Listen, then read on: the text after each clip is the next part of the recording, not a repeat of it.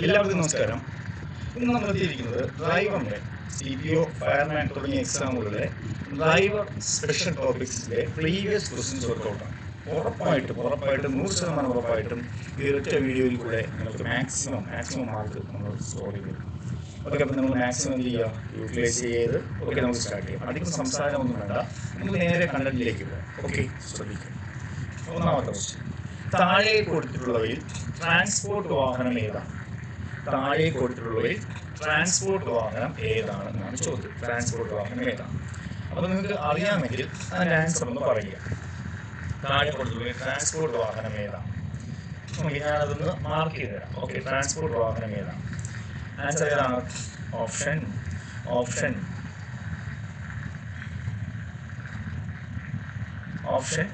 C ആണ് answer. എന്താണ്? Motor cycle ആണോ, മോട്ടോർ കാർ ആണോ, പ്രൈവറ്റ് സർവീസ് വാഹനമാണോ? കൊടുത്തിരിക്കുന്നതിലൊന്നുമല്ല എന്നാണ് ആൻസർ. ഏതാണ്? പ്രൈവറ്റ് സർവീസ് വാഹനം ആണ് എന്താണ് ട്രാൻസ്പോർട്ട് വാഹനം. ഓക്കെ, അടുത്ത ക്വസ്റ്റ്യൻ, ഡ്രൈവർ ഉൾപ്പെടെ 9-ലധികമോ യാത്രക്കാരെ കയറ്റാവുന്നതും ഗ്രോസ് വെഹിക്കിൾ വെയിറ്റ് 5 ടണ്ണിൽ കൂടിയതുമായ മോട്ടോർ വാഹനങ്ങൾ ഏത് കാറ്റഗറിയാണ്? നിങ്ങൾ ആദ്യം അറിയാം, വാഹനങ്ങളെ പ്രധാനമായിട്ടും M, N, T എന്നീ വിഭാഗങ്ങളിൽ ഡിവൈഡ് ചെയ്തിട്ടുണ്ട്. ഇതിലൊക്കെ ഉണ്ട് M, N, T. M എന്ന് പറഞ്ഞാൽ യാത്രക്കാരെ കൊണ്ടുപോകുന്ന വാഹനങ്ങളും, N എന്ന് പറഞ്ഞു കഴിഞ്ഞാൽ ചരക്ക് വാഹനങ്ങളും, T എന്ന് പറഞ്ഞാൽ ട്രെയിലർ വാഹനങ്ങളുമാണ്. അതിൽ M കാറ്റഗറിയിലുള്ള ക്വസ്റ്റ്യനാണ് ഇവിടെ വന്നിരിക്കുന്നത്. അതായത് യാത്രക്കാരെ കൊണ്ടുപോകാൻ പറ്റുന്നത്. അപ്പോൾ അത് M തന്നെയാണ്. പക്ഷെ 5 ടണ്ണിൽ കൂടുതൽ, അതായത് 5000 കിലോഗ്രാമിൽ കൂടിയത് ആണെങ്കിൽ, 5000 കിലോഗ്രാമിൽ കൂടിയതാണെങ്കിൽ ഒരു സംശയവുമില്ല, M3 ആണ്. 5000 കിലോഗ്രാമിൽ കുറഞ്ഞത് അല്ലെങ്കിൽ 5 ടണ്ണിൽ കുറഞ്ഞത് ആണെങ്കിൽ, സെയിം ക്വസ്റ്റ്യൻ 5 ടണ്ണിൽ കുറവാണെങ്കിൽ M2 ആണ്, അല്ലാത്തതാണെങ്കിൽ M1 ആണ്. അപ്പോൾ M1, M2, M3. ഇതിൽ തന്നെ M2Gയും ക്യാപിറ്റൽ Gയും M3Gയും ഉണ്ട്. അത് ഓഫ് റോഡ് വെഹിക്കിൾസ് ആണെന്ന് അറിയില്ല. അപ്പോൾ ഇതാണ് ഈ ഒരു ക്വസ്റ്റ്യൻ നമുക്ക് പ്രധാനമായിട്ടും പറയാനുള്ളത്. ക്ലിയർ ആണോ? അവിടെ നിങ്ങൾ മറ്റൊരു കാര്യം കൂടെ ഉണ്ട്. എന്താണ് GVW എന്ന് ചോദിച്ചു കഴിഞ്ഞാൽ എന്താണ്? വാഹനത്തിന്റെ മൊത്ത ഭാരം പ്ലസ് അനുവദനീയമായ വെയിറ്റ് ആണ്. ഓക്കെ, വാഹനത്തിന്റെ മൊത്ത ഭാരം പ്ലസ് അനുവദനീയമായ വെയിറ്റ് ആണ് GVW, ഗ്രോസ് വെഹിക്കിൾ വെയിറ്റ് എന്ന് പറയും. അടുത്ത ക്വസ്റ്റ്യൻ, അപ്പോൾ ഇതിന്റെ ആൻസർ ഏതാണ്? M3 ആണ് കേട്ടോ. അപ്പോൾ ഇതിന്റെ ആൻസർ M3 എന്ന് അറിയില്ല, M3. അടുത്തത്, ഡ്രൈവിംഗ് ലൈസൻസ് കാലാവധി പുതുക്കുന്നതിനുള്ള അപേക്ഷ ലൈസൻസിന്റെ കാലാവധി പരമാവധി എത്ര ദിവസം മുമ്പ് സമർപ്പിക്കാം? അപ്പോൾ ഡ്രൈവിംഗ് ലൈസൻസ് കാലാവധി പൂർത്തിയാക്കുന്നത് ഈ അപേക്ഷ എന്താണ്? ലൈസൻസിന്റെ കാലാവധി തീരുന്നതിന് എത്ര ദിവസം മുമ്പേ അപേക്ഷിക്കാം എന്നാണ് ക്വസ്റ്റ്യൻ. എത്ര ദിവസം മുമ്പ്? ഒന്ന് കമന്റ് ചെയ്തേ. എത്ര ദിവസം മുമ്പ് അപേക്ഷിക്കാം?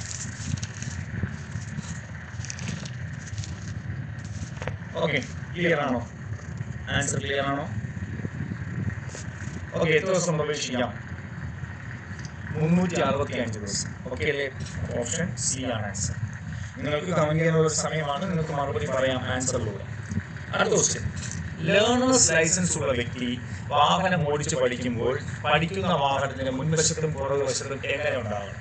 നമുക്കറിയാലോ, ബോർഡ് ഉണ്ടാകണം, L എന്നൊരു ബോർഡ് ഉണ്ടാകണം. അത് എങ്ങനെയാണ് ഈ L എന്ന ബോർഡ് ഉണ്ടാകേണ്ടത് എന്ന് ചോദിച്ചാൽ, അത് വെള്ള പ്രതലത്തിൽ ചുവപ്പ് L എന്ന അക്ഷരം, അല്ലെങ്കിൽ ഓപ്ഷൻ ഡിയിലെ വെള്ള പ്രതലത്തിൽ ചുവപ്പ് L എന്ന അക്ഷരം പ്രദർശിപ്പിക്കണം. വെള്ള പ്രതലത്തിൽ ചുവപ്പ് L എന്ന അക്ഷരം പ്രദർശിപ്പിക്കണം. ക്ലിയർ ആണോ? അതിൽ നമുക്കറിയാലോ, പ്രതലം തന്നെ 18 സെന്റിമീറ്റർ ആണ് അല്ലെ? L എന്ന് പറഞ്ഞാൽ 10 ആയിരിക്കണം, 10. അപ്പൊ അങ്ങനെ 18 ആണ് വെള്ള പ്രതലം എന്ന് ഓർമ്മിച്ചു കേട്ടോ. അടുത്തത്, ജൂനിയർ ലൈസൻസിംഗ് അതോറിറ്റിയുടെ അധികാരം എന്താണ്? ജൂനിയർ ലൈസൻസിംഗ് അതോറിറ്റിയുടെ അധികാരം എന്താണെന്ന് ചോദിച്ചാൽ, ജൂനിയർ ലൈസൻസിംഗ് അതോറിറ്റിയുടെ അധികാരം എന്താണ്? പുതിയ ലേണേഴ്സ് ലൈസൻസ് അനുവദിക്കുക. ഏതാണ്? പുതിയ ലേണേഴ്സ് ലൈസൻസ് അനുവദിക്കുക. ജൂനിയർ ലൈസൻസിംഗ് അതോറിറ്റിയുടെ അധികാരം പുതിയ ലേണേഴ്സ് ലൈസൻസ് അനുവദിക്കുക. ക്ലിയർ?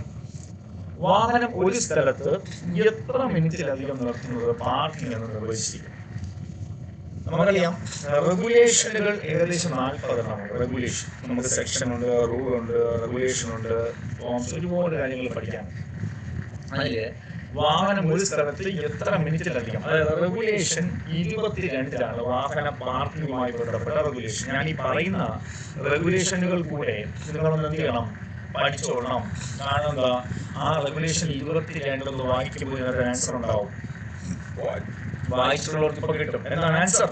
ആൻസർ 3 മിനിറ്റ് ആണ്. Option C 3 minute. അപ്പോൾ വാഹനം ഒരു സ്ഥലത്ത് എത്ര മിനിറ്റിലധികം നിർത്തുന്നത് പാർക്കിംഗ് നിർവഹിച്ചിരിക്കുന്നു, അത് ഓപ്ഷൻ 3 ആണ്. ഏതാണ്? 3 3 മിനിറ്റിൽ കൂടുതൽ നിർത്തിയാൽ അത് പാർക്കിംഗ്. ഓക്കെ. ഒരു തുരങ്കത്തിനകത്ത് വാഹനം പാർക്ക് ചെയ്യേണ്ട സാഹചര്യം വന്നാൽ റിഫ്ലക്റ്റീവ് ത്രികോണം വാഹനത്തിൽ നിന്ന് എത്ര മീറ്റർ മുമ്പിലും പുറകിലും വയ്ക്കണം? ഒരു തുരങ്കം, നമുക്കറിയാം തുരങ്ക പാതയെക്കുറിച്ച് പറയുന്ന റെഗുലേഷൻ ഏതാണെന്ന് പഠിച്ചോളൂ. റെഗുലേഷൻ ഏതാണ്? റെഗുലേഷൻ 20 ആണ്. റെഗുലേഷൻ 20 ആണ്. അപ്പോൾ ഒരു തുരങ്ക പാതയെക്കുറിച്ച് പറയുന്ന റെഗുലേഷൻ 20 ആണെന്ന് അറിയുക. എത്രയാണ്? 20 ആണെന്ന് അറിയുക. ക്ലിയർ ആണോ? അല്ലേ?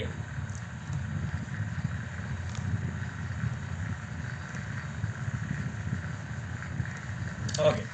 അതിനകത്ത് പറയുന്നത് ഒരു തുരങ്കത്തിൽ ചെയ്യാൻ പാടില്ലാത്ത കാര്യങ്ങളാണ്. റിവേഴ്സ് എടുക്കാൻ പാടില്ല, നിർത്താൻ പാടില്ല, യൂ ടേൺ എടുക്കാൻ പാടില്ല, ഓവർടേക്ക് ചെയ്യാൻ പാടില്ല. ഇതൊന്നും ചെയ്യാൻ പാടില്ലാത്തത് റെഗുലേഷൻ 20 പറയുന്നുണ്ട്. അതിനകത്ത് 20 ആണ് റെഗുലേഷൻ. ഇതാണ് 20 തന്നെയാണ്. പണ്ട് നേരത്തെ ക്വസ്റ്റ്യൻ പേപ്പറിൽ ക്യാൻസർ 20 ആണ് കൊടുത്തിട്ടുള്ളത്. പക്ഷെ ഇപ്പോൾ നമുക്ക് 25 മാറി. കാരണം പുതിയ മോട്ടോർ വെഹിക്കിളിന്റെ സൈറ്റില്, അപ്പോൾ MVD സൈറ്റിനകത്തുള്ളത് 25 മീറ്റർ ആണ്. അപ്പോൾ ഓർമ്മിക്കേണ്ടത്, ഒരു തുരങ്കത്തിനകത്ത് വാഹനം പാർക്ക് ചെയ്യേണ്ട സാഹചര്യം വന്നാൽ റിഫ്ലക്റ്റീവ് ത്രികോണം വാഹനത്തിൽ നിന്നും എത്ര മീറ്റർ മുമ്പിലും പുറകിലും വെക്കണം? 25 മീറ്റർ എന്ന് ഓർമ്മിക്കണം. 25 മീറ്റർ. മൾട്ടി ടോൺഡ് ഹോൺ അല്ലെങ്കിൽ ഫ്ലാഷർ ലൈറ്റ് പ്രവർത്തിച്ചു പോകുന്ന എമർജൻസി വാഹനത്തിൽ നിന്ന് ഡ്രൈവർ പാലിക്കേണ്ട കുറഞ്ഞ ദൂരം എത്ര? അപ്പോൾ ഡ്രൈവർ പാലിക്കേണ്ട കുറഞ്ഞ ദൂരം, എമർജൻസി വാഹനങ്ങളായ ആംബുലൻസ്, ഫയർഫോഴ്സ്, പോലീസ് തുടങ്ങിയവർ എമർജൻസി ആയിട്ട് പോകുന്ന സമയത്ത് അവിടെ നിന്ന് പുറകിൽ പോകുന്ന വാഹനം എത്ര ദൂരം പാലിക്കണം എന്ന് ചോദിച്ചാൽ കുറഞ്ഞത് 50 മീറ്റർ ദൂരമെങ്കിലും പാലിക്കണം. ഡ്രൈവർ പാലിക്കേണ്ട കുറഞ്ഞ ദൂരം 50 മീറ്റർ എങ്കിലും പാലിക്കണം. ഇത് ശ്രദ്ധിച്ചു പോവുക. ഓക്കെ. അടുത്തത് നമുക്കറിയാം എമർജൻസി ആണ് 27 എന്നൊക്കെ ഓർമ്മിച്ചത്. 27 എമർജൻസി എന്നൊക്കെ ഓർമ്മിക്കണം. റെഗുലേഷൻ 27 പറയുന്നുണ്ട് കേട്ടോ. അടുത്തത് പെഡസ്ട്രിയൻ ക്രോസിംഗിൽ നിന്ന് എത്ര ദൂരം മുന്നെയാണ് വാഹനം നിർത്തേണ്ടത്? പെഡസ്ട്രിയൻ ക്രോസിംഗിൽ നിന്നും എത്ര ദൂരം മുന്നെയാണ് വാഹനം നിർത്തേണ്ടത്? പെഡസ്ട്രിയൻ ക്രോസിംഗിൽ നിന്നും എത്ര ദൂരം? അതായത് 5 മീറ്റർ മുന്നെയാണ്. പെഡസ്ട്രിയൻ ക്രോസിംഗിൽ നിന്നും 5 മീറ്റർ ദൂരം മുന്നേ എന്ത് ചെയ്യണം? വാഹനങ്ങൾ നിർത്തണം. അടുത്തത് ചങ്ങലകൾ അല്ലെങ്കിൽ കയറുകൾ ഉപയോഗിച്ച് വലിച്ചു കൊണ്ടുപോകുന്ന വാഹനവും വലിക്കപ്പെടുന്ന വാഹനവും തമ്മിലുള്ള പരമാവധി ദൂരം എത്ര? ചങ്ങലകൾ അല്ലെങ്കിൽ കയറുകൾ ഉപയോഗിച്ച് കൊണ്ടുപോകുന്ന വാഹനങ്ങൾ അല്ലേ, ഉപയോഗിച്ച് വലിച്ചു കൊണ്ടുപോകുന്ന വാഹനവും വലിക്കപ്പെടുന്ന വാഹനവും തമ്മിലുള്ള പരമാവധി ദൂരം 5 മീറ്റർ ആണ്. 5 മീറ്ററിൽ കൂടാൻ പാടില്ല. റെഗുലേഷൻ 30 വായിക്കണം. ഞാൻ പറയുന്ന റെഗുലേഷൻ കൂടെ എന്ത് ചെയ്യണം? വായിച്ചോളണം. റെഗുലേഷൻ 30 കൂടെ വായിക്കണം. റെഗുലേഷൻ 30 നല്ല ഭംഗിയായിട്ട് പറഞ്ഞിട്ടുണ്ട്. എന്താണ് ഈ ദൂരത്തിന്റെ കാര്യമൊക്കെ നല്ല ഭംഗിയായിട്ട് പറഞ്ഞിട്ടുണ്ട്. ഓർമ്മിക്കണം കേട്ടോ. റെഗുലേഷൻ 30 ആണ് അവിടെ പറയുന്നത്. റെഗുലേഷൻ 30. ഈ റെഗുലേഷൻ 30 ഒരു വാഹനം മുന്നിൽ നിന്നും പിന്നിൽ നിന്നും പോകുമ്പോൾ മുന്നിൽ പോകുന്ന വാഹനമാണല്ലോ കെട്ടി വലിച്ചുകൊണ്ട് പോകുന്നത്. ആ വാഹനത്തിന്റെ മുന്നിൽ ഈ പിന്നിലുള്ള വാഹനത്തിന്റെ പിന്നിൽ ഓൺ ടോ എന്ന ബോർഡും വെച്ചേക്കണം. On tow. എന്നിട്ട് ഈ കയർ കാണുന്ന രൂപത്തിലായിരിക്കണം. നമുക്ക് വാഹനം കാണുന്ന രൂപത്തിലായിരിക്കണം. കെട്ടി വലിച്ചുകൊണ്ട് പോകുന്ന കയർ എങ്ങനെയായിരിക്കണം? കാണുന്ന രൂപത്തിലായിരിക്കണം എന്നിവിടെ പറയുന്നുണ്ട്. ഓക്കെയാണ്. ആൻസർ എത്രയാണ്? 5 മീറ്റർ ആണ്. ഏതാണല്ലോ? എമർജൻസി വാഹനങ്ങളുടെ മുൻഗണനാക്രമം എങ്ങനെയാണ്? എമർജൻസി നമ്മളൊന്നും ശ്രദ്ധിച്ച് 1 മിനിറ്റ് നോക്കി. എമർജൻസി വാഹനങ്ങളുടെ മുൻഗണനാക്രമം ആദ്യം ഏതാണ്? ആദ്യം ഫയർഫോഴ്സ് ആണ് കേട്ടോ. Fire service. പിന്നെയാണ് ഏത് വരുന്നത്? ആംബുലൻസ്, പിന്നെ പോലീസാണ്. അപ്പോൾ ഓപ്ഷൻ ഡി ആണ് ആൻസർ. ഓപ്ഷൻ ഡി ആണ് എമർജൻസി വാഹനങ്ങളുടെ മുൻഗണന. Fire service, ambulance, police. Driving licence അയോഗ്യത കൽപ്പിക്കാവുന്ന കുറ്റം ഏതൊക്കെയാണ്? അതായത് ഡ്രൈവർ പുക വലിച്ചുകൊണ്ട് പബ്ലിക് സർവീസ് വാഹനം ഓടിക്കുക, യാത്രക്കാരെ തട്ടിക്കൊണ്ടുപോവുക, ഗുഡ്സ് വാഹനങ്ങളിൽ അമിത ഭാരം കയറ്റുക, മുകളിൽ പറഞ്ഞിരിക്കുന്നവയെല്ലാം. അപ്പോൾ ഇതിൽ ഏതാണ് ശരിയെന്ന് പറയുന്നത്? ഡ്രൈവിംഗ് ലൈസൻസ് അയോഗ്യത കൽപ്പിക്കാവുന്ന കുറ്റം ഇത് ഏതാണെന്ന് ചോദിച്ചാൽ ഓപ്ഷൻ ഡി ആണ് ആൻസർ. ആണ് മുകളിൽ പറഞ്ഞിരിക്കുന്ന എല്ലാം എന്ന് തന്നെയാണ് ആൻസർ. ആണ് മുകളിൽ പറഞ്ഞിരിക്കുന്നവയെല്ലാം. കാരണം എന്താ? ഡ്രൈവിംഗ് ലൈസൻസ് അയോഗ്യത കൽപ്പിക്കാവുന്ന കുറ്റം തന്നെയാണ് ഈ മുകളിൽ പറഞ്ഞിരിക്കുന്ന എല്ലാം. കാരണം എന്താ? വലിച്ചുകൊണ്ട് ഓടിക്കുന്നതും യാത്രക്കാരെ തട്ടിക്കൊണ്ടുപോകുന്നതും ഗുഡ്സ് വാഹനങ്ങളിൽ അമിത ഭാരം കയറ്റുക തുടങ്ങിയവയെല്ലാം ഡ്രൈവിംഗ് ലൈസൻസ് അയോഗ്യത കൽപ്പിക്കാവുന്ന കുറ്റങ്ങൾ തന്നെയാണെന്ന് അറിയിക്കാം. ഓക്കെയാണ്. അടുത്തത് കേരളത്തിലെ നിരത്തുകളിൽ അനുവദിക്കപ്പെട്ട പരമാവധി വേഗപരിധി സംബന്ധിച്ചുള്ള പ്രസ്താവനകളാണ്. കേരളത്തിലെ നിരത്തുകളിൽ അനുവദിക്കപ്പെട്ട പരമാവധി വേഗതാ പരിധി സംബന്ധിച്ചുള്ള പ്രസ്താവനകൾ. അതായത് സ്കൂൾ ബസ്സുകളുടെ പരമാവധി വേഗത 50 km/h. അതുപോലെ സിറ്റി ലിമിറ്റഡ് വാഹനങ്ങളുടെ പരമാവധി വേഗതയും 50 ആണ്. അപ്പോൾ സ്കൂളിലും സിറ്റിയിലും 50 ആണെന്ന് പറയുന്നത് ശരിയോ തെറ്റോ നോക്കാം. എന്താണ് ശരി തന്നെയാണ്, കാരണം രണ്ടിലും 50 തന്നെയാണ് ശരി ഉത്തരം. അപ്പോൾ സ്കൂൾ ബസ്സുകളുടെ പരമാവധി വേഗത 50 ആണ്, സിറ്റി ലിമിറ്റഡ് വാഹനങ്ങളുടെ 50 ആണ്. അപ്പോൾ രണ്ടും എന്താണ് ശരി? ഒന്നും ശരി, ഒന്നും രണ്ടും ശരി എന്ന ഓപ്ഷൻ അല്ലേ? ഒന്നും രണ്ടും ശരി എന്ന ഓപ്ഷനാണ്. രണ്ടും ശരി എന്നുള്ള ഓപ്ഷനിൽ വരുന്നത് ഒന്നും രണ്ടും ശരി. അടുത്ത ക്വസ്റ്റ്യൻ, കേരളത്തിലെ നിരത്തുകളിൽ അനുവദിക്കപ്പെട്ട പരമാവധി വേഗപരിധി സംബന്ധിച്ച് 6 ലൈൻ റോഡിലെ പരമാവധി വേഗത 110 ആണ്. ഇരുചക്ര വാഹനങ്ങൾക്ക് പരമാവധി വേഗത 80 km ആണ് എന്നതിൽ നമുക്ക് സ്റ്റേറ്റ്മെന്റ് നോക്കാം. ഒന്ന് അതാണ് ഏത് ശരി ഏത് തെറ്റെന്ന് നമുക്ക് നോക്കാം. ഏത് ശരി ഏത് തെറ്റ്? ഇതിൽ 1 തെറ്റ് 2 ശരി എന്നാണ് കേട്ടോ. 1 തെറ്റ് 2 ശരി എന്ന ഓപ്ഷനിലാണ് വരുന്നത്. കേരളത്തിലെ നിരത്തുകളിലെ അനുവദിക്കപ്പെട്ടു. ULW എന്നാൽ എന്ത്? വളരെ ഇമ്പോർട്ടൻ്റ് ആണ്. ഒരു മാർക്ക് ഉറപ്പായിട്ട് കിട്ടും. ULW എന്നാൽ അൺലാഡൻ വെയിറ്റ് എന്നാണ്. ULW എന്നതുകൊണ്ട് ഉദ്ദേശിക്കുന്നത് അൺലാഡൻ വെയിറ്റ്. ഓപ്ഷൻ സി ആണ് ആൻസർ. Unladen weight. ക്ലിയർ ആണോ? Unladen weight. ഒരു മോട്ടോർ വാഹനം ഉപയോഗിക്കേണ്ട റൂട്ട്, പ്രദേശം, ഉദ്ദേശം സംബന്ധിച്ച ആധികാരിക രേഖ ഏതാണ്? ഒരു മോട്ടോർ വാഹനം ഉപയോഗിക്കേണ്ട റൂട്ട്, പ്രദേശം, ഉദ്ദേശം സംബന്ധിച്ച ആധികാരിക രേഖ അറിയപ്പെടുന്നത് പെർമിറ്റ് എന്നാണ്. അതാണ് പെർമിറ്റ്. ഒരു മോട്ടോർ വാഹനം ഉപയോഗിക്കേണ്ട റൂട്ട്, പ്രദേശം, ഉദ്ദേശം സംബന്ധിച്ച ആധികാരിക രേഖയാണ് പെർമിറ്റ് എന്നറിയുക. ഓപ്ഷൻ എ ആണ് ശരി.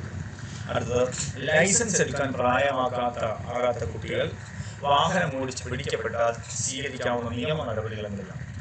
ലൈസൻസ് എടുക്കാൻ പ്രായമാകാത്ത കുട്ടികൾ വാഹനം ഓടിച്ച് പിടിക്കപ്പെട്ടാൽ സ്വീകരിക്കാവുന്ന നിയമ നടപടികൾ ഏതൊക്കെയെന്ന് ചോദിച്ചാൽ, വാഹന ഉടമസ്ഥനോ രക്ഷിതാവോ വാഹനം ഓടിക്കാൻ അനുമതി നൽകിയാൽ അവർക്ക് 3 വർഷം വരെ തടവും പിഴയും കിട്ടും.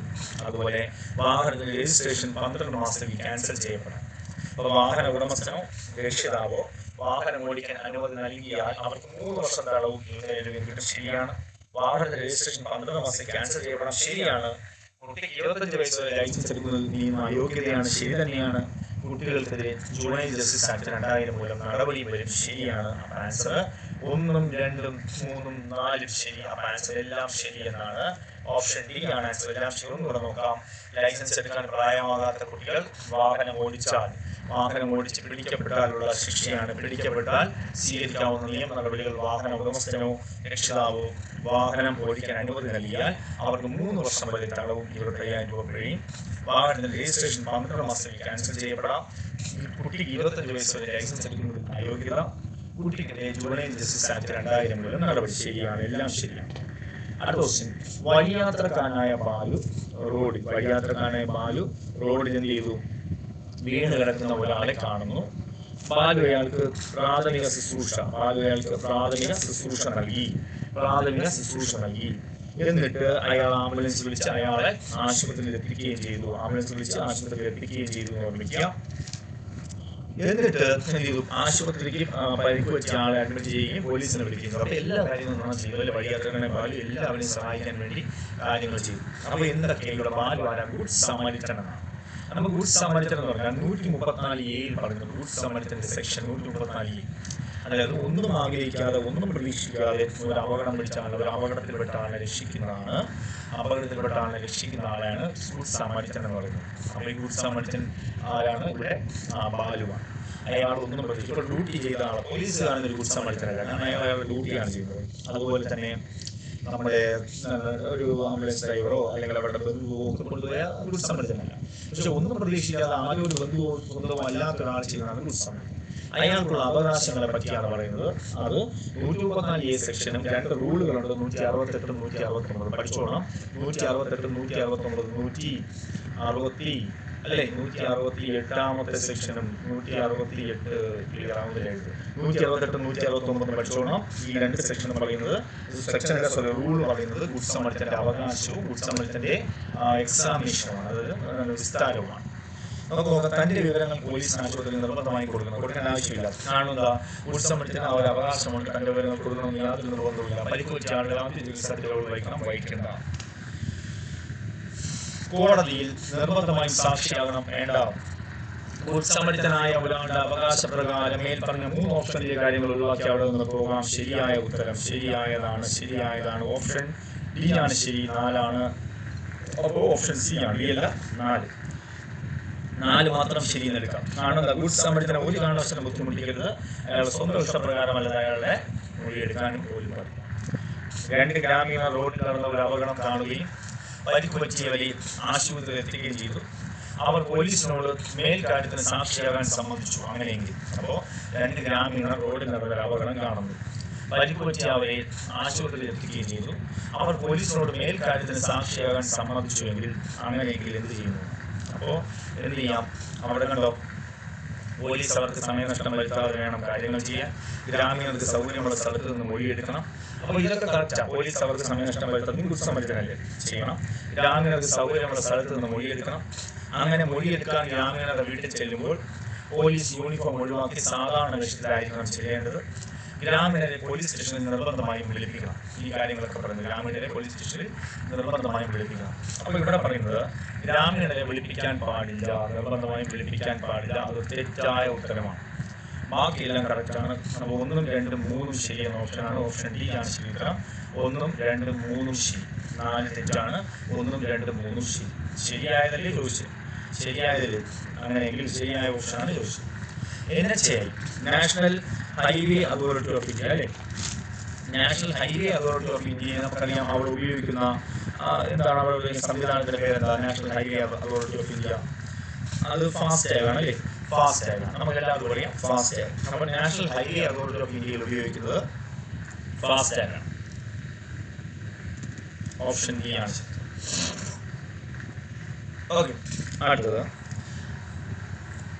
ഡ്രൈവറെ സംബന്ധിച്ച് താഴെ പറയുന്ന പ്രസ്താവനയിൽ കുറ്റം എന്നത് നിയമപരമായ വേഗത പരിധിക്ക് മുകളിൽ വാഹനം ഓടിക്കുന്നത് കുറ്റമാണ്. അപകടകരമായ വാഹനം ഓടിക്കുന്നത് കുറ്റമാണ്.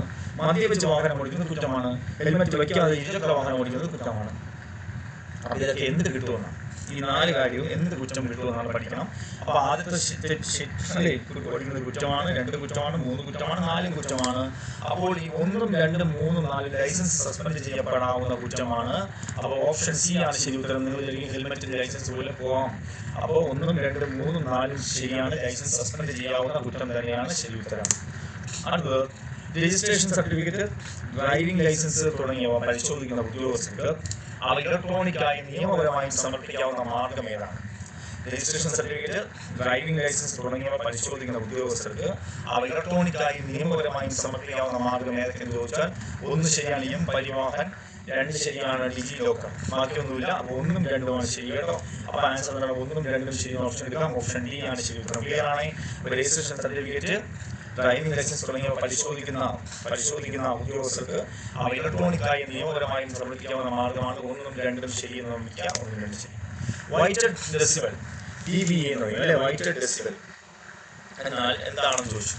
DVA എന്തിന്റെ യൂണിറ്റ് ആണ്? വൈറ്റഡ് ഡെസിബൽ അല്ലെങ്കിൽ DVA എന്തിന്റെ യൂണിറ്റ് ആണെന്ന് ചോദിച്ചാൽ നമ്മൾ പറയുന്നത് വളരെ ഡെസിബൽ. ഡെസിബൽ എന്തിന്റെ യൂണിറ്റ് ആണ്? അത് എന്താണ്?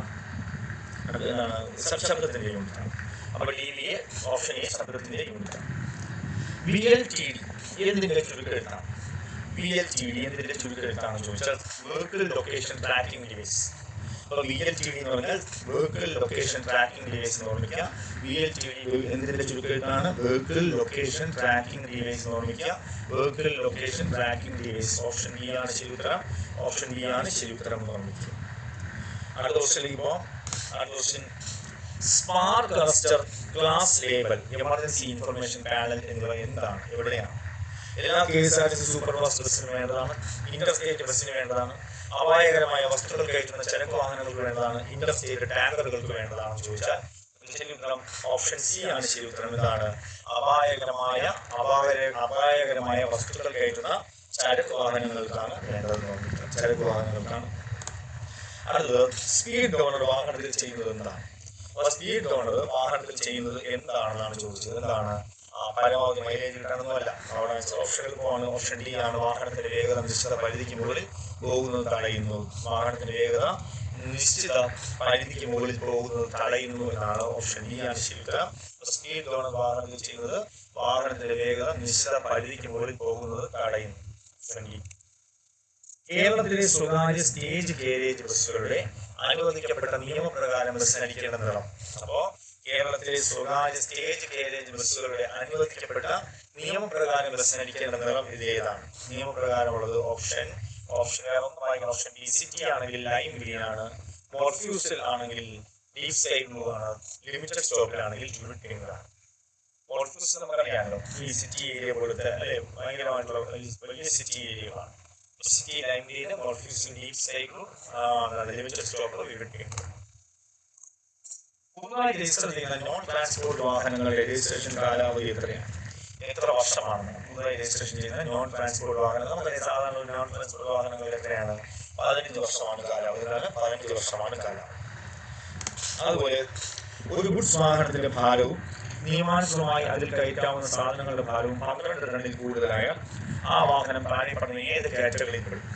അപ്പോൾ നമുക്കറിയാം N വാഹനങ്ങൾ N1, N2, N3, N4 ഒക്കെ ഉണ്ടെങ്കിലും അതിലിവിടെ നമുക്ക് നോക്കേണ്ടത് 12 ടണ്ണിൽ കൂടുതലായാൽ എൻട്രി.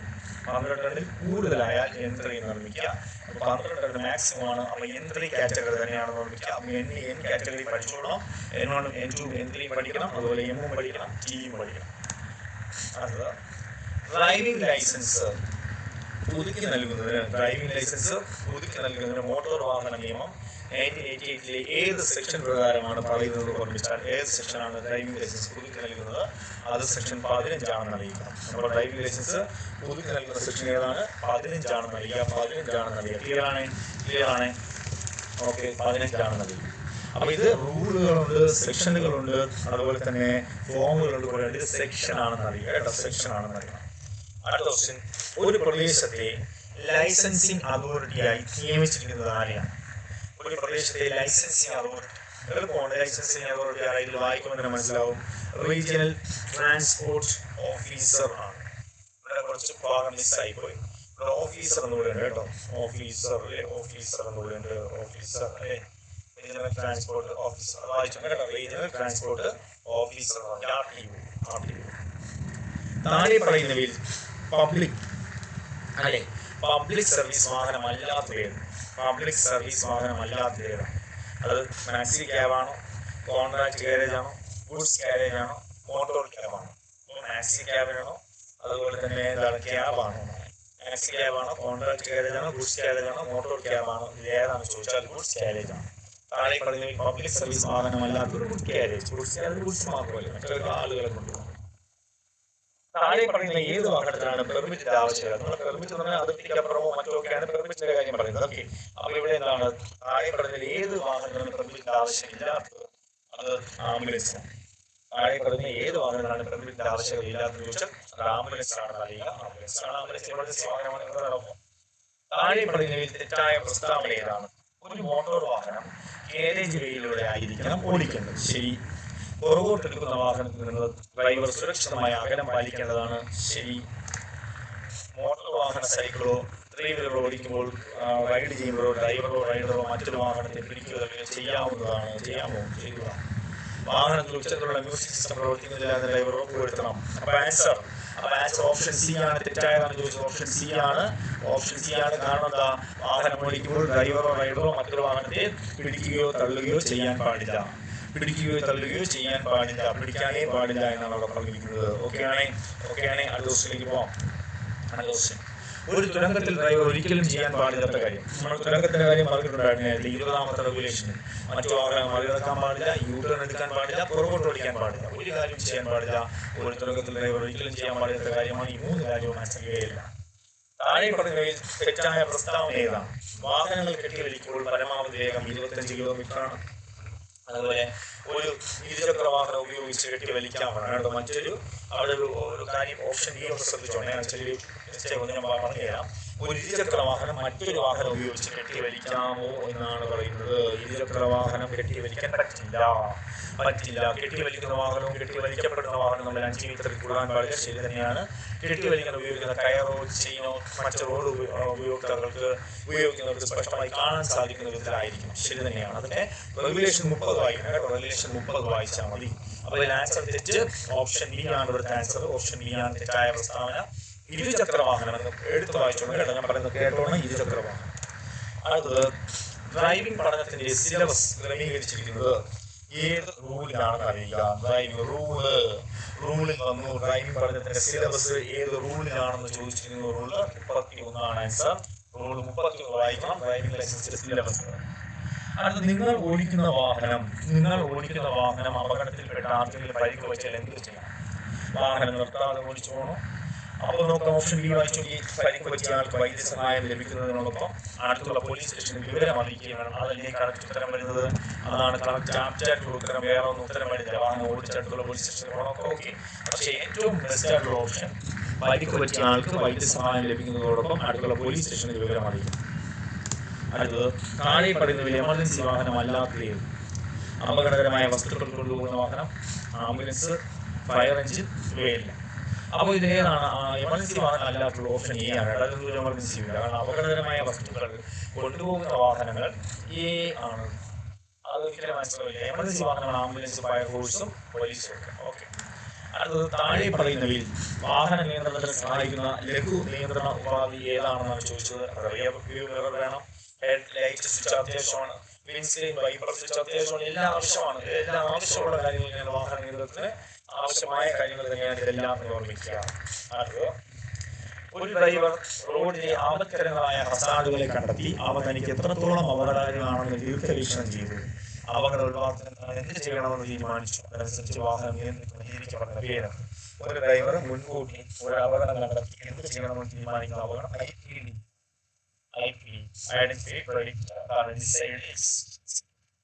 IPD ഓർമ്മിച്ചോണം. എന്താണ് അപകടം നടക്കാൻ സാധ്യതയുണ്ടെങ്കിൽ ദീർഘവീക്ഷണത്തോടെ കണ്ടെത്തി അത് ഒഴിവാക്കാൻ വേണ്ടി പേരാണ് IPD.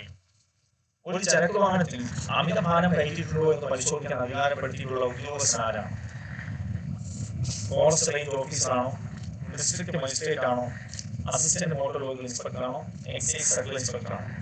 അപ്പോൾ ഒരു ചരക്ക് വാഹനത്തിൽ അമിതഭാരം കയറ്റിയിട്ടുണ്ടോ എന്ന് പരിശോധിക്കാൻ അധികാരപ്പെടുത്തിയിട്ടുള്ള ഉദ്യോഗസ്ഥൻ ഇതാരാണ്? ഇത് ഓപ്ഷൻ ഏതാണ്? Assistant motor vehicle inspector. എടുക്കാൻ പറ്റുള്ളൂ. ഇവിടെ വേറെ ആരുമില്ല. അപ്പോൾ അസിസ്റ്റന്റ് മോട്ടോർ വെഹിക്കിൾ ഇൻസ്പെക്ടർ എന്നറിയിക്കാം. ഓക്കെ അല്ലേ? അടുത്ത ക്വസ്റ്റിലേക്ക് പോകാം. അടുത്ത ക്വസ്റ്റ്യൻ. അപ്പോൾ ഇത്രയും ക്വസ്റ്റ്യൻ നല്ലവണ്ണം മനസ്സിലായി. നമ്മൾ സ്പീഡിൽ ചിലപ്പോൾ പോകുന്നത് മാക്സിമം കടന്നു തീർക്കാനാണ്.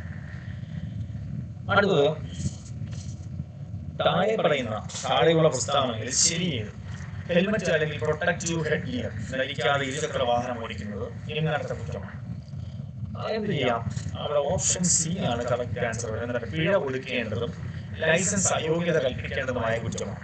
പിഴ ഒടുക്കേണ്ടതും ലൈസൻസ് അയോഗ്യത കൽപ്പിക്കേണ്ടതുമായ കുറ്റമാണ്. ഓപ്ഷൻ സി ആണ് ശരി. മോട്ടോർ വാഹനം നിയമം 1988 സെക്ഷൻ 185 പ്രകാരം നമുക്കറിയാം. 185 സെക്ഷൻ എന്താ പറയുന്നത്?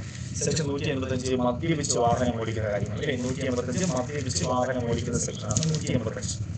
അപ്പോ ആരെങ്കിലും മദ്യപിച്ച് വാഹനം ഓടിച്ചാൽ അയാൾക്കുള്ള പിഴ എത്രയാണ്? ഏതിൽ പറയുന്നുണ്ട്? 185 പറയുന്നുണ്ട്. അപ്പൊ 185 പ്രകാരം എങ്ങനെയാണ് ഒരാളുടെ അളവ് പരിശോധിക്കുന്നത്? 100 മില്ലിലിറ്റർ രക്തത്തിൽ ആൽക്കഹോളിന്റെ അംശം എത്രയാണ്? 30 മില്ലിഗ്രാമിൽ മുകളിൽ വരുമ്പോൾ. അപ്പോൾ 100 മില്ലിലിറ്ററിൽ ആൽക്കഹോളിന്റെ അംശം 30 മില്ലിഗ്രാമിന് മുകളിൽ വരുമ്പോൾ ആണ് ആൻസർ വരുന്നത്. കാരണം 185 ശിക്ഷ എന്ന് പറഞ്ഞാൽ ആദ്യ തവണ 6 മാസവും 10,000 രൂപയാണ്. വീണ്ടും ചെയ്താലാണ് ശിക്ഷ കൂടുന്നത്. എത്രയാണ്? 2 വർഷം വരെയോ അല്ലെങ്കിൽ 15,000 രൂപയോ വരും. 6 മാസവും 10,000 അല്ലെങ്കിൽ 2 വർഷവും 15,000. ആവർത്തിച്ചാൽ 2 വർഷവും 10,000. മദ്യപിച്ച് വാഹനം ഓടിക്കുന്നത് 185 വകുപ്പ്. ഓപ്ഷൻ എ ആണ് ശരി ഉത്തരം. ഓപ്ഷൻ എ ശരി ഉത്തരം. ഉറപ്പുള്ള ഒരു ക്വസ്റ്റ്യൻ ആണ്. അടുത്തത് താഴെയുള്ള പ്രസ്താവനകൾ ശരിയത്? സെക്ഷൻ 192 പ്രകാരം മോട്ടോർ വാഹന നിയമപ്രകാരം രജിസ്ട്രേഷൻ ഇല്ലാത്ത മോട്ടോർ വാഹനം ഉപയോഗിക്കുന്ന സൗകര്യം എങ്ങനെയാണ്? രജിസ്ട്രേഷൻ ഇല്ലാത്ത മോട്ടോർ വാഹനം, അതായത് അടിയന്തരമായി രോഗികൾ ആശുപത്രിയിൽ എത്തിക്കാൻ ഓടിക്കാമോ? അടിയന്തര ഘട്ടങ്ങളിൽ മരുന്നുകൾ എത്തിക്കാൻ എടുക്കാമോ? സൈനിക ആവശ്യങ്ങൾക്ക് എടുക്കാം. അപ്പോൾ നമുക്ക് ആദ്യത്തെ എടുക്കാം, അടിയന്തരമായി രോഗികൾ എത്തിക്കാൻ. അടിയന്തരമായ ഘട്ടങ്ങളിൽ മരുന്നുകൾ എത്തിക്കാനൊക്കെ രജിസ്ട്രേഷൻ ഇല്ലെങ്കിൽ പെട്ടെന്ന് എടുക്കാം. പക്ഷെ ട്രെയിനിങ് ആവശ്യങ്ങൾക്ക് എടുക്കാൻ പറ്റില്ല. അപ്പോൾ ആൻസർ എന്നാൽ 1 ഉം 2 ഉം ശരി എന്നാണ് ആൻസർ അല്ലേ. ശരിയായ പ്രസ്താവന 1 ഉം 2 ഉം ശരി എന്നെടുക്കാം. ഓപ്ഷൻ സി ആണ് 1 ഉം 2 ഉം ശരി. അടുത്ത ഓപ്ഷനിലേക്ക് പോകുന്നു.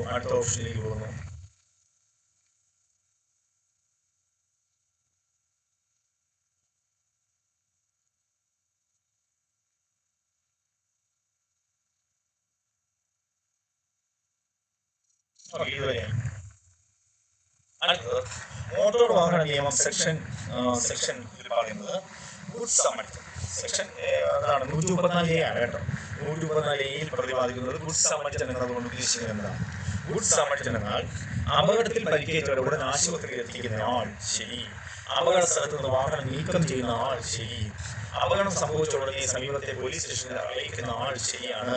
അപ്പൊ എല്ലാം ശരിയാണ്. ഓപ്ഷൻ ഡി ആണ്.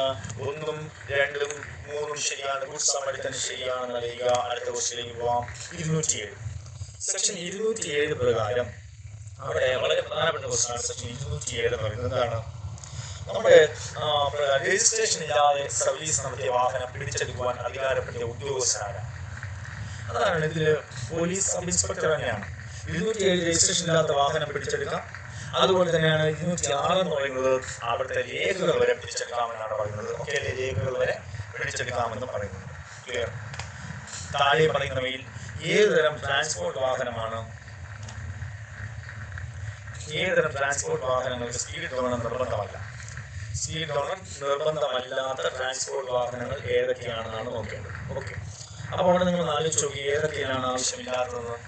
അവിടെ ഫയർ ടെൻഡർ എമർജൻസി വാഹനമാണ്, ആംബുലൻസ് എമർജൻസി വാഹനമാണ്, പോലീസ് വാഹനങ്ങൾ എമർജൻസിയാണ്, 80 കിലോമീറ്റർ മണിക്കൂർ വേഗതയിൽ താഴെ മാത്രം സഞ്ചരിക്കുന്ന വാഹനങ്ങൾക്ക് അതിന് ആവശ്യമില്ല. അപ്പൊ ഒന്നിനും ആവശ്യമില്ല. ആൻസർ ഡി ആണ് ഓപ്ഷൻ. ഒരു വാഹനങ്ങൾക്കും എന്താ ആവശ്യമില്ല? ഈ പറയുന്ന ഒരു വാഹനങ്ങൾക്ക് സ്പീഡ് ഗവർണർ ആവശ്യമില്ല. കാരണം ആദ്യത്തെ 3 എമർജൻസി, മറ്റത് 80 കിലോമീറ്റർ അപ്പുറം പോകില്ലല്ലോ, പിന്നെ അതിന്റെ ആവശ്യമില്ല. ഹസാർഡസ് ചരക്കുകൾ നമുക്ക് അടുത്ത ക്വസ്റ്റ്യൻ. സ്വകാര്യ ആവശ്യങ്ങൾക്കായി ഉപയോഗിക്കുന്ന മോട്ടോർ വാഹനങ്ങളിൽ ഉപയോഗിക്കുവാൻ പാടില്ലാത്ത പെയിന്റിന്റെ നിറം. സ്വകാര്യ ആവശ്യങ്ങൾക്കായി ഉപയോഗിക്കുന്ന മോട്ടോർ വാഹനങ്ങളിൽ ഉപയോഗിക്കാൻ പാടില്ലാത്ത നിറങ്ങൾ ഏതൊക്കെയാണ് ചോദിച്ചത്.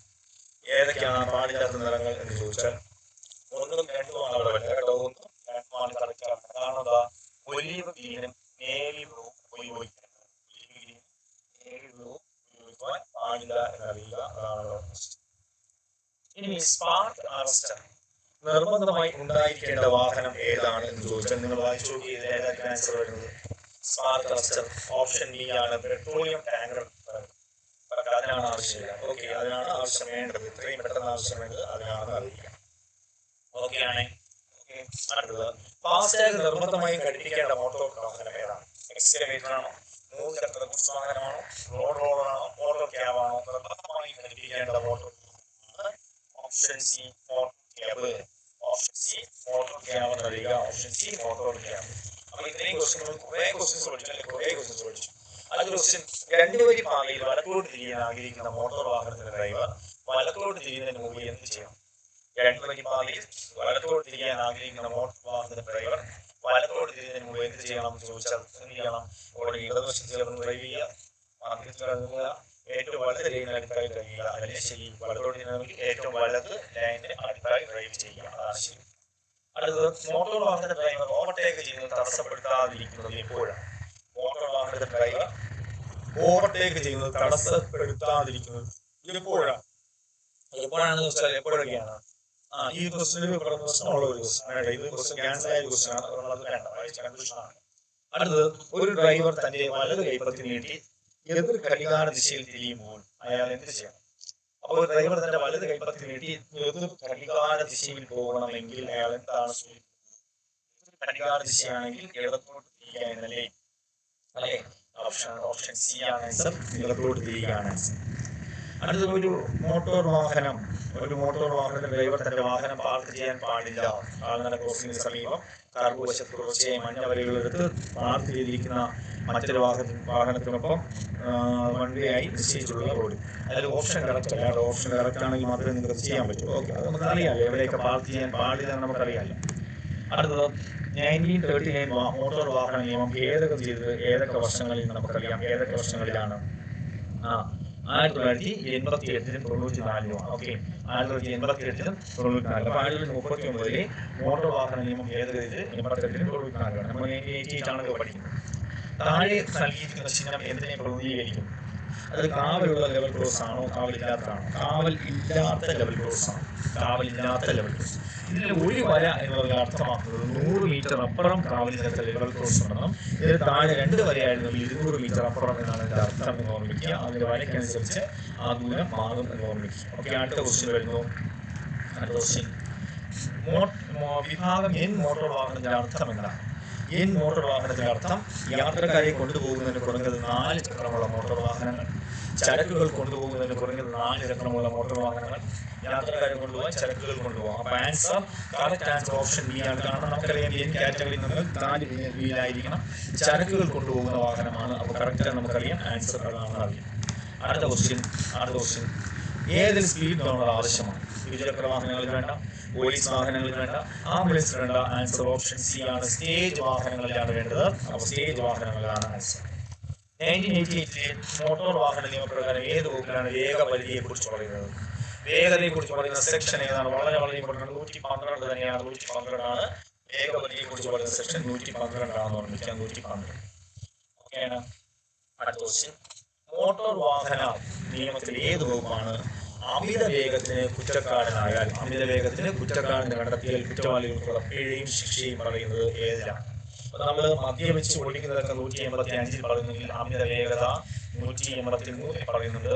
അമിത വേഗത്തിന് കുറ്റക്കാരനുള്ള സെക്ഷൻ 183 എന്നറിയാം. മോട്ടോർ വാഹന നിയമത്തിൽ ഏത് വകുപ്പാണ് അമിത വേഗത്തിന് കുറ്റക്കാരനെ കണ്ടെത്തുന്ന വകുപ്പ്? 183. ഒരു വാണിജ്യ വാഹന ഡ്രൈവിംഗ് ലൈസൻസ് അപേക്ഷകന് ആവശ്യമായ ഏറ്റവും കുറഞ്ഞ പ്രായം എത്രയാണ്? വാണിജ്യ വാഹന ലൈസൻസ് ഓടിക്കുന്ന ആൾക്ക് ഏറ്റവും കുറഞ്ഞ പ്രായം എന്ന് ചോദിച്ചാൽ നമുക്കറിയാം, ഹെവി ലൈസൻസ് 20 വയസ്സ് നിർബന്ധമായി വേണം. ആൻസർ ഓപ്ഷൻ സി ആണ്. 20 വയസ്സോ അതിൽ കൂടുതലോ ഉള്ളവരും നോൺ ട്രാൻസ്പോർട്ട് വാഹനങ്ങളിൽ 1 വർഷത്തെ ഡ്രൈവിംഗ് പരിചയമുള്ളവരാണ് അവിടെ ആവശ്യപ്പെടുന്നത്. 20 വയസ്സോ അതിൽ കൂടുതലോ ഉള്ളവരും നോൺ ട്രാൻസ്പോർട്ട് വാഹനങ്ങളിൽ 1 വർഷത്തെ ഡ്രൈവിംഗ് പരിചയമുള്ളവരെയാണ് എന്ത് ചെയ്യുന്നത്? ഹെവി വർക്കിൽ ഓടിക്കാൻ അവകാശമുള്ളതായിട്ട് കണക്കാക്കുന്നത്. അടുത്ത ഓർമ്മിക്കാം, ലേണേഴ്സ് ഡ്രൈവിംഗ് ലൈസൻസിന്റെ വാലിഡിറ്റി എത്ര വർഷം, എത്ര കാലത്തേക്കെന്ന് നോക്കാം. അത് 30 ദിവസമാണോ, 6 മാസത്തേക്കാണോ, അതുപോലെ ഡ്രൈവിംഗ് ലൈസൻസ് ലഭിക്കുന്നത് വരെയാണോ, അതോ ഡ്രൈവിംഗ് ടെസ്റ്റിൽ പരാജയപ്പെടുന്നത് വരെയാണോ എന്ന് ചോദിച്ചാൽ ആൻസർ ഓപ്ഷൻ ബി ആണ്, 6 മാസത്തേക്കാണ്. അപ്പോൾ ലേണേഴ്സ് ഡ്രൈവിംഗ് ലൈസൻസിന്റെ വാലിഡിറ്റി സംബന്ധിച്ച് എത്ര കാലമാണ് ശരിച്ചാൽ 6 മാസത്തേക്കാണ്. ഏതിന്റെ കാലാവധി? ലേണേഴ്സ് ലൈസൻസിന്റെ കാലാവധി 6 മാസത്തേക്കാണ്. ലേണേഴ്സ് ലൈസൻസിന്റെ കാലാവധി 6 മാസം. അടുത്ത ക്വസ്റ്റ്യൻ, വാഹനത്തിന്റെ മൊത്ത ഭാരത്തിന് മുകളിൽ വാഹനം ഓടിക്കുന്നതിന്റെ കുറ്റം സംബന്ധിക്കുന്ന വകുപ്പ്. വാഹനത്തിന്റെ മൊത്ത ഭാരം 194 ആൻസർ കേട്ടോ. മൊത്ത ഭാരത്തിന് മുകളിൽ വണ്ടി ഓടിച്ചു കഴിഞ്ഞാൽ പിഴയുണ്ട്. 194 തടവും പിഴയുണ്ട്. പിഴയാണ് മെയിനായിട്ടും. 20,000 രൂപ പിഴ കിട്ടും. കൂടാതെ ഓരോ ടണ്ണിനും 2,000 രൂപ വെച്ച് എക്സ്ട്രയും ഇറക്കുന്ന കൂലിയും കൂടെ കൊടുക്കേണ്ടി വരും. എന്നാൽ കള്ളിൽ നിന്ന് കൊണ്ടുപോകുന്ന വാഹനമാണെങ്കിൽ അത് 20,000 പ്ലസ് ഇറക്കൂലി. എന്നാൽ വാഹനം കൈകാണിച്ച് നിർത്തിയില്ല എങ്കിൽ 40,000 രൂപ വരും. ഇതൊക്കെയാണ് അവിടെ ഓർമ്മിക്കേണ്ട കാര്യം. 194 പഠിക്കണം. എമർജൻസി ഡ്യൂട്ടി സമയത്ത് താഴെ പറഞ്ഞ ഏത് വാഹനത്തിനാണ് റോഡിൽ ആദ്യ മുൻഗണന? ആദ്യ മുൻഗണന ഇതിനകത്ത് തന്നെയാണ് പറഞ്ഞിട്ടുണ്ട്. ഫയർ സർവീസ് വാഹനത്തിന് തന്നെയാണ് ആദ്യ മുൻഗണന. ഫയർ സർവീസ് വാഹനം.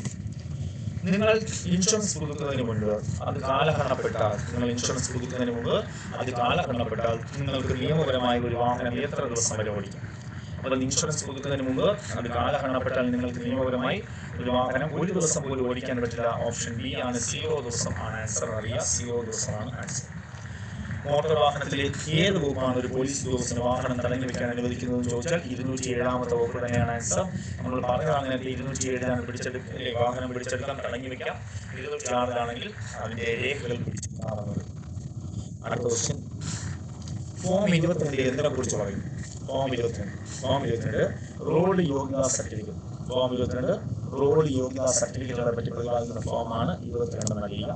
അതുപോലെ മോട്ടോർ വാഹനത്തിന്റെ രജിസ്ട്രേഷനായി ഒരു അപേക്ഷ നൽകേണ്ടത് ഏത് ഫോമാണ്? മോട്ടോർ വാഹനത്തിന്റെ രജിസ്ട്രേഷനായി അപേക്ഷ നൽകേണ്ട ഫോം ഏതാണ്? 20 നൽകുക. Form 20 answer. അത് പഠിക്കണം. രജിസ്ട്രേഷൻ ഫോം ഏതാണ്? 20 നൽകണം. 20. അതുപോലെ ഗതാഗത വാഹനങ്ങളുടെ രജിസ്ട്രേഷൻ അടയാളം വാഹനങ്ങൾ എവിടെയൊക്കെ പ്രദർശിപ്പിക്കുന്നതാണ്? എല്ലായിടത്തും വേണം അല്ലേ? മുന്നിലും പിന്നിലും ഇടത്തും വലത്തും ഒക്കെ വേണ്ടി വരും. അതാണ് പ്രധാനപ്പെട്ട കാര്യം. അടുത്തത് റൂള് 104 അനുസരിച്ച് വാഹനത്തിന്റെ മുൻവശത്തെ റിഫ്ലക്ടറുകളുടെയും റിട്രോ റിഫ്ലക്റ്റീവ് ടേപ്പുകളുടെയും നിറം ഡാഷ് ആയിരിക്കണം. അപ്പോൾ വാഹനത്തിന്റെ മുൻവശത്തെ റിഫ്ലക്ടറുകളുടെയും റിട്രോ റിഫ്ലക്റ്റീവ് ടേപ്പുകളുടെയും നിറം എന്തായിരിക്കണം? അത് വെള്ള നിറമായിരിക്കണം. ആൻസർ ഓപ്ഷൻ എ ആണ്, വെള്ള നിറം. അതുപോലെ പ്രധാനമന്ത്രിയുടെ വാഹനത്തിന്റെ രജിസ്ട്രേഷൻ നമ്പർ പ്ലേറ്റ് ഏതായിരിക്കണം? അതും ഏതാണ്? വെള്ള നിറം തന്നെയാണ് അറിയുക. വെള്ള നിറം തന്നെയാണ്, ഓപ്ഷൻ സി. ഇത്രയും ക്വസ്റ്റ്യൻ നന്നായിട്ട് മനസ്സിലായോ? ഞാൻ നല്ല മാക്സിമം നിങ്ങൾക്ക് കണ്ടന്റ് തരാനാണ് ശ്രമിച്ചുകൊണ്ടിരിക്കുന്നത്. മാക്സിമം കണ്ടന്റ് തന്നെയാണ് തന്നുകൊണ്ടിരിക്കുന്നത്. ഓക്കെ, അടുത്ത ക്വസ്റ്റ്യൻ.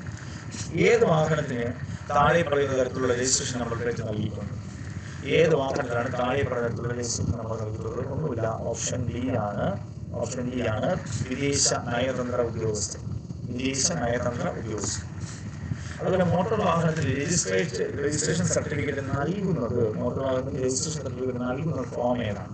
അപ്പൊ നിങ്ങൾ നേരത്തെ ഒരു ഫോം പഠിച്ചില്ലേ? ഇവിടെ ഫോം 20 രജിസ്ട്രേഷനായി അപേക്ഷ കൊടുക്കുന്നത് 20, രജിസ്ട്രേഷൻ സർട്ടിഫിക്കറ്റ് നൽകുന്നത് 23. കൺഫ്യൂഷൻ ആകരുത്, 23. Registration certificate 23. അടുത്ത ക്വസ്റ്റ്യൻ. ഒരു മോട്ടോർ ക്യാബിന്റെ ടൂറിസ്റ്റ് പെർമിറ്റ് എത്ര വർഷം പൂർത്തിയാകുമ്പോൾ അത് ഇൻവാലിഡായി കണക്കാക്കും? ഒരു മോട്ടോർ ക്യാബിന്റെ ടൂറിസ്റ്റ് പെർമിറ്റ് എത്ര വർഷം? അത് 9 വർഷമാണ് നൽകുക. ഓപ്ഷൻ ഡി ആണ്, 9 വർഷം. ഇനി ചുവന്ന ബോർഡും ഒരു ക്വസ്റ്റ്യൻ നമുക്ക് ഒരു ക്വസ്റ്റ്യൻ നോക്കാം. ദേശീയ പെർമിറ്റ് ലഭിക്കുന്നതിന് മൾട്ടി ആക്സിൽ വാഹനങ്ങൾ ഒഴികെയുള്ള വാഹനത്തിന്റെ പരമാവധി പ്രായം എത്ര വർഷമാണ്? കവിയാൻ പാടില്ല. ദേശീയ പെർമിറ്റ് ലഭിക്കുന്നതിന് മൾട്ടി ആക്സിൽ വാഹനങ്ങൾ ഒഴികെയുള്ള വാഹനങ്ങൾ പരമാവധി പ്രായം 12 വർഷം കവിയാൻ പാടില്ല. അപ്പൊ ഇതുവരെയുള്ള ക്വസ്റ്റ്യനൊക്കെ നിങ്ങൾ മനസ്സിലായെന്നാണ് എൻ്റെ വിശ്വാസം എന്നറിയാം. ഓക്കെ, അടുത്ത ക്വസ്റ്റ്യൻ. ദേശീയ പെർമിറ്റ് ലഭിക്കുന്നതിന് മൾട്ടി ആക്സിൽ വാഹനങ്ങളുടെ പരമാവധി ഏത് വർഷം കഴിയാൻ? രണ്ട് കൺഫ്യൂഷൻ ആകരുത്. ദേശീയ പെർമിറ്റ് ലഭിക്കുന്നതിന് മൾട്ടി ആക്സിൽ വാഹനങ്ങൾ ഒഴികെയുള്ള വാഹനത്തിൻ്റെയാണ് 12 വർഷം അല്ലെ? ഒഴികെയുള്ളത്. എന്നാൽ മൾട്ടി ആക്സിൽ വാഹനങ്ങൾ ആണെങ്കിൽ എത്ര വർഷമാണ്? 15 വർഷമാണ്. ഒഴികെയുള്ളവയ്ക്ക് 12, മറ്റതിന് 15 വർഷമാണെന്ന് അറിയുക. ക്ലിയർ ആണ്. അടുത്ത ക്വസ്റ്റ്യൻ. താഴെപ്പെടുന്ന OSH കെമിക്കൽ ലേബൽ ഏതിന് അനുയോജ്യമാണ്? OSH ഇതെന്തിനാണ്? കാണുമ്പോൾ തന്നെ പൊട്ടിത്തെറിക്കുന്നതല്ലേ? സ്ഫോടക വസ്തുക്കൾ. യാതൊരു സംശയമില്ല, സ്ഫോടക വസ്തുക്കൾ തന്നെയാണ്. ഓക്കെയാണ്. അടുത്ത ക്വസ്റ്റ്യൻ. 7.5 ടണ്ണിൽ കൂടാത്ത GVW തന്നെ ഗ്രോസ് വെഹിക്കിൾ വെയിറ്റ് 4 ചക്ര വാഹനങ്ങൾക്ക് ആവശ്യമായ റിട്രോ പ്രതിബിംബ ത്രികോണങ്ങളുടെ എണ്ണം എത്ര? പ്രതിബിംബ ത്രികോണങ്ങൾ ഒരെണ്ണം മതി. 7.5 ടണ്ണിൽ കൂടാത്ത വാഹനങ്ങൾ. അടുത്തത്. സ്റ്റോപ്പും ഗീവേ ഒഴികെയുള്ള നിർബന്ധിത ട്രാഫിക് ചിഹ്നത്തിന്റെ ആകൃതി എന്താണ്? സ്റ്റോപ്പും ഗീവേ ഒഴികെയുള്ള നിർബന്ധിത ട്രാഫിക് ചിഹ്നത്തിന്റെ ആകൃതി വൃത്താകൃതിയാണ്. ഓപ്ഷൻ സി ആണ്, വൃത്താകൃതിയാണെന്ന് അറിയുക. വൃത്താകൃതി. ഓക്കെ ആണോ? അടുത്ത ക്വസ്റ്റ്യനിലേക്ക് പോകാം. അടുത്ത ക്വസ്റ്റ്യൻ. ഒരു സ്വകാര്യ വാഹനത്തിനുണ്ടായിരിക്കുന്ന രേഖകൾ എല്ലാവർക്കും ഒരു പ്രൈവറ്റ് വണ്ടിയിലുണ്ടായിരിക്കുന്ന രേഖകൾ എന്തൊക്കെയാണ്? രജിസ്ട്രേഷൻ സർട്ടിഫിക്കറ്റ് ആണോ? GCR ഇൻഷുറൻസ് സർട്ടിഫിക്കറ്റ് ആണോ? അപ്പം നമുക്ക് നോക്കാം. ഓപ്ഷൻ ബി നമുക്ക് നോക്കാം. രജിസ്ട്രേഷൻ സർട്ടിഫിക്കറ്റ് വേണം, ഇൻഷുറൻസ് സർട്ടിഫിക്കറ്റ് വേണം, ടാക്സ് ടോക്കൺ വേണം, ഡ്രൈവിംഗ് ലൈസൻസ് വേണം, മലിനീകരണ സർട്ടിഫിക്കറ്റ് വേണം. ഇതൊക്കെയാണ് അവിടെ അത്യാവശ്യമായിട്ട് വേണ്ട കാര്യങ്ങൾ എന്നറിയുക. ഓക്കെ, അടുത്ത ക്വസ്റ്റ്യൻ. ഡിവൈഡിംഗ് മീഡിയനോട് കൂടിയ ആറുവരി പാതയിൽ സാധാരണ ഡ്രൈവിങ്ങിന് ഏത് പാതയാണ് നിങ്ങൾ തിരഞ്ഞെടുക്കുന്നത്? സാധാരണ ഇടതുവശത്ത് തന്നെയാണ്. ഓക്കെ അല്ലേ? അടുത്തത്. മോട്ടോർ വാഹനത്തിന് ഇൻഷുറൻസ് സർട്ടിഫിക്കറ്റ് നൽകുന്ന ഫോം ഏതാണ്? ഏതാണെന്ന് ചോദിച്ചാൽ ഫോം 51. ഓക്കെ, അപ്പോൾ ഞാനിപ്പോൾ ഇന്ന് കുറേ ക്വസ്റ്റ്യൻസ് നിങ്ങളെ പഠിപ്പിച്ചു. നിങ്ങൾക്ക് മാക്സിമം നിങ്ങൾക്ക് യൂട്ടിലൈസ് ആക്കണം. റെഗുലേഷൻ പഠിക്കണം. 40ഓളം റെഗുലേഷൻ പഠിക്കണം, റൂൾ പഠിക്കണം, സെക്ഷൻ പഠിക്കണം, അതുപോലെ തന്നെ ഗുഡ്സ് സമരത്തിന് പഠിക്കണം, IPD പഠിക്കണം, അതുപോലെ തന്നെ BH സീരീസ് അത് പഠിക്കണം. ഇന്ത്യ ഒട്ടാകെ ഒരേ നികുതി എന്ന് പറയുന്ന BH സീരീസ് പഠിക്കണം. ഇതൊക്കെ ഞാൻ പറയുന്നത് പഠിക്കണം. പിന്നെ സെക്ഷനുകൾ 185, 194, 207 തുടങ്ങിയവയൊക്കെ പഠിക്കണം. റെഗുലേഷനുകളെല്ലാം പഠിച്ചാൽ നന്നായിരിക്കും. അല്ലെങ്കിൽ ഓവർടേക്കിങ്ങിനെ പറ്റി പറയുന്ന റെഗുലേഷൻ 14, അല്ലെങ്കിൽ റൗണ്ട് അബൌട്ട് 10ാമത്തെ റെഗുലേഷൻ, അതുപോലെ പിന്നോട്ടെടുക്കുന്ന റെഗുലേഷൻ 18 20 തുരങ്കം 22 പാർക്കിംഗ് 23 ഹോണ് തുടങ്ങിയവയൊക്കെ ഒരുപാടുണ്ട്. അപ്പോൾ ഇതൊക്കെ നന്നായിട്ട് പഠിച്ചോളണം. 31 ലൈറ്റുമായി ബന്ധപ്പെട്ട് 25 റോഡിൽ ഒരു കൂട്ടം ആൾക്കാർ പോകുമ്പോൾ എന്ത് ചെയ്യണം, ഈ റെഗുലേഷനൊക്കെ നിർബന്ധമായി പഠിക്കണം. റെഗുലേഷന് മാർക്കുണ്ടാവും. ഫോംസ് പഠിക്കണം. ഓക്കെ, അപ്പോൾ നിങ്ങൾക്ക് മാക്സിമം യൂട്ടിലൈസ് ആണെന്ന് വിശ്വസിക്കുന്നു. ഓക്കെ അല്ലേ? Thank you.